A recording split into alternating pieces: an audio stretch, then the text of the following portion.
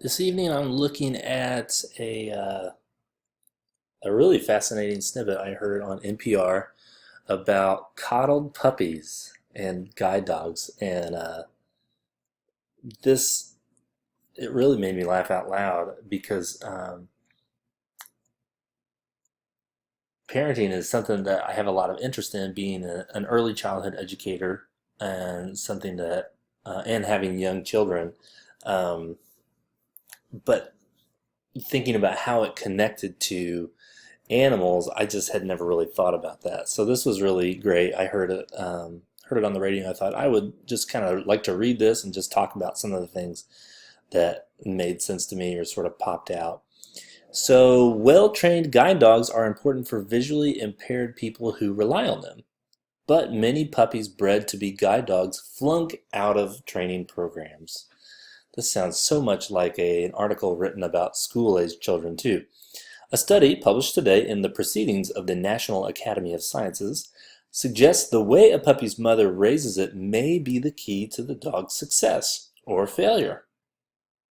A research team at the University of Pennsylvania found that puppies destined for guide dog training are more likely to fail if they're coddled by their mothers. Surprisingly, there's not a lot of research about mothering behavior in dogs, says lead author Emily Bray. Past studies on rodents and primates have found that, in general, active mothering is better than no mothering. So, on one hand, we'd think, yes, you need your mother. Mothering should be a good thing. But for guide dogs, the mothers are with their puppies in the pen 24/7. So then the question becomes, what exactly is beneficial? Now, I didn't actually catch um, in this article or in this broadcast, I did not catch that they had found in rodents and primates that active mothering is better than no mothering. So I think that's really interesting. I'd love to kind of dig into that because by no means do I want to suggest that there should be no mothering happening.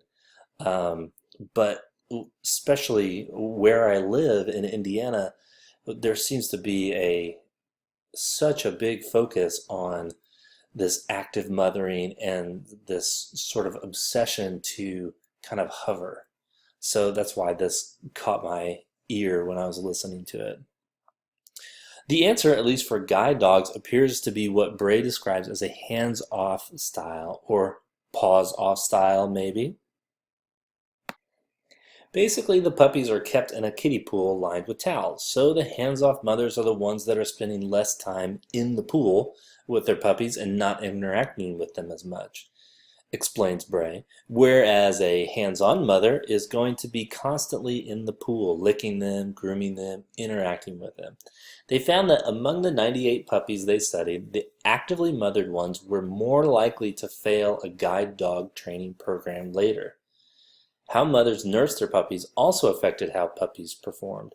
The mothers will either lie down to nurse or sit or stand up. If the mother dog is sitting or standing, she's further from the puppy. The puppy has to work for it, explains Bray. Those puppies are more successful later as guide dogs. I just find that so interesting because it almost feels like this natural inclination to give our kids things as soon as they want it.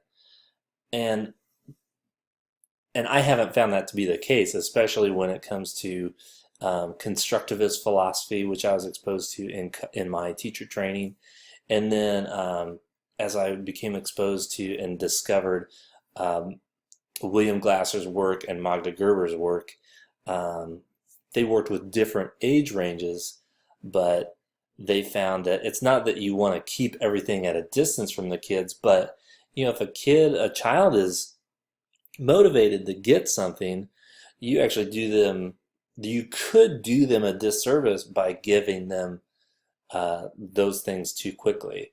If they're willing to work for them, then that shows a little bit more motivation and helps them develop that sense of, um, it's not self-awareness is the word I'm looking for, but that self-actualization, as Bloom talked about in Bloom's taxonomy. And so here we have some footage of the a couple of the samples, one of the dogs laying down, one of the dogs sitting up. The training for guide dogs teaches and selects for a very specific set of skills. You're looking for dogs that are very compliant, very relaxed, not at all thrown off by any kind of strange occurrences, says Clive Wine, a professor of psychology at Arizona State University and a dog cognition specialist. These dogs need to remain calm under all circumstances. The dogs also need to be sufficiently driven to learn and tackle tasks. And I think that's an interesting sentence that jumps out to me is that's the same thing that we want from our kids in school. They not only need to be able to think at a high level, but they need to they need to be driven to want to tackle tasks and want to learn. If we have students in our desk that are not wanting to learn, then how can they learn? Except for us trying to maybe coerce and beat it into them, for lack of a better term. We may not actually use physical harm, but we may use coercion to achieve those ends. So I think this is a fantastic article, and it just, like I said, it made me laugh out loud when I listened to it because I found the same thing in parenting, that when I am sort of hovering too much and trying to get my kids the things that they feel like they need, they don't react real well to it.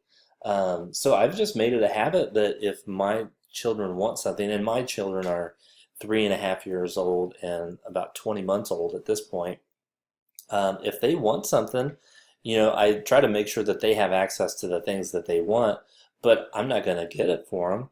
If they want a toy, they never come to me and ask for that toy. They just get up and get it. And if I get everything that they want, then it feels like I never really give them a reason to go get it themselves.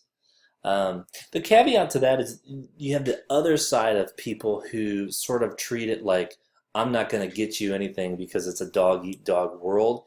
And I don't really think that way either. I'm not mean to them. It's like, I'm not going to get that for you. You can get it yourself. I'm still kind. I just simply state, if you want it, you can go get it. And this same is said, and I've heard so many, stand-up comics talk about how if you do something that's really fancy for a child, and I think Bill Cosby was one of them that was kind of famous. He, pretended to do this whole routine, and the kid just asked for it again and again and again and again. And I remembered that when my son, my oldest, was about 18 months old. We were playing a game, and I was kind of tossing him onto the cushions. We did it 3 or 4 times, and I was done with it. And he said, "Let's do it again. Toss me again." And I said, "Well, you can toss yourself if you want to." Now, at that moment, I expected him to be kind of upset, but he looked at the cushions and he got really excited. I think he had never even entertained the notion that he could toss himself. And so then he tossed himself on the cushions, laughed, and probably spent another 15 minutes doing that. So if you have a chance, go to the NPR site and check out this article. And I hope you found that helpful. Thanks.